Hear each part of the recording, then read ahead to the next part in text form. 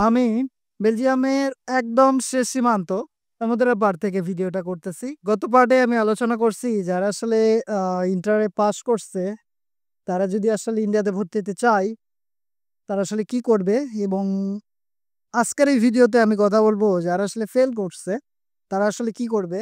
কারণ ফেল করলে আশেপাশে বা সমাজের কাছে তো আপনি আসলে মুখ দেখাইতে পারবেন না, এবং আপনার পরিবেশটা, আশেপাশের পরিবেশটা হয়তো এমন হইছে যে আপনি আসলে টিকে থাকতে পারতেছেন না, বা আসলে আপনাকে কোনোভাবেই ভালো লাগতেছে না। তাদেরকে আমার জন্য সাজেশন থাকবে যে আপনার কাছে ১ বছর সময় আছে। আগামী বছর আপনি আবার ট্রাই করবেন।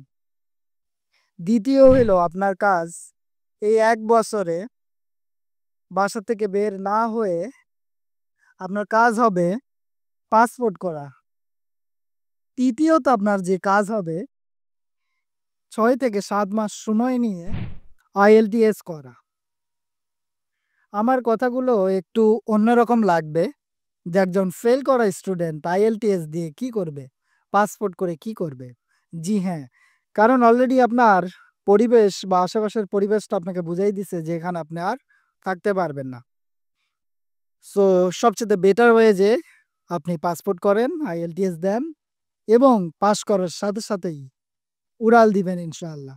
আপনাদের সাজেশন থাকবে ভেঙে না পড়ে IELTS দেন, পাসপোর্ট করে রাখেন, ইনশাআল্লাহ ভালো কিছু হবে।